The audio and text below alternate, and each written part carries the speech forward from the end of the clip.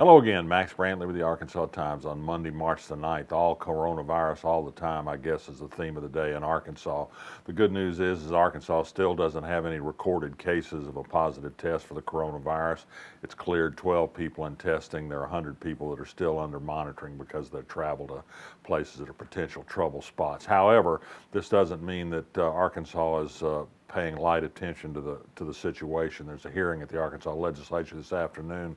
Health officials will talk about their preparations and their means for dealing with the issue.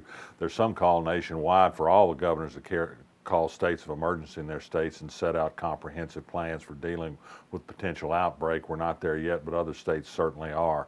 The Department of Human Services in Arkansas has sent out a directive to nursing homes to tell them to screen all visitors to nursing homes and take other steps to prevent the spread of any potentially infected person to people in the nursing homes. Aged people, of course, are the most at risk from this.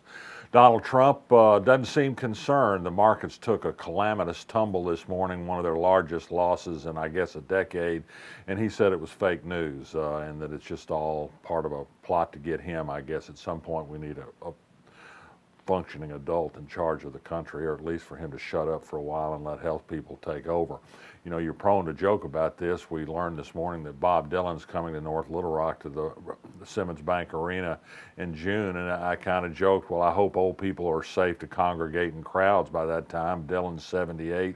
I'm pushing 70. When I saw him the first time, I was 23, but you know, they are discouraging going to places where a lot of people are gathering, and they're discouraging travel, and they're discouraging cruise ship vacations particularly. There's a couple from Cersei on that Princess ship that's under close watch in Oakland right now and in quarantine. In other news, Allie Nolan, a Little Rock lawyer who's been a leader in the fight to return local control of the Little Rock School District, is the first to formally announce that she'll be a candidate for one of Little Rock School Board seats that'll be up for election later this year. She's certainly one we can get behind. She wrote something you ought to read if you haven't already on the Arkansas blog over the weekend about implicit bias in elections toward women and also toward people of color. It's an important read and worth considering. Elsewhere in the news today, we learned from the police blotter over the weekend that a 72-year-old man seeking some paid sex with a woman of the street didn't like her price, and she insisted on him paying her $20 for trouble for showing up. He wouldn't pay it. She beat him with his own cane. He got a terrible laceration on his forehead. This happened, by the way, at the Ritz Motel, not exactly a ritzy happenstance. And finally today, the North Little Rock wastewater utility announced that it struck a deal with Scenic Hills Solar to put in a solar power plant to provide some 20% of its energy needs. This is one of many such arrangements that governments and schools around the state have been striking recently with the suddenly very competitive and hotly contested solar energy field. They can save money, and it's good for the environment as well. Well, the problem is this. There's a huge case pending at the State Public Service Commission in which Energy is trying to change the rate that is paid to solar energy providers for putting power into the system. They want to pay less and to keep more for themselves. They say that the current rate discriminates against other customers. This is good for everybody to have these solar industries, and they could be crippled with a bad PSC decision.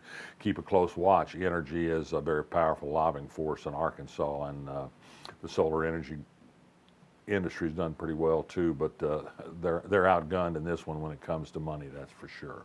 Lots to resist, lots to hope for from our person in the White House, that's for sure. Send them a message that we deserve better. I'm Max Brantley. I'll be back tomorrow.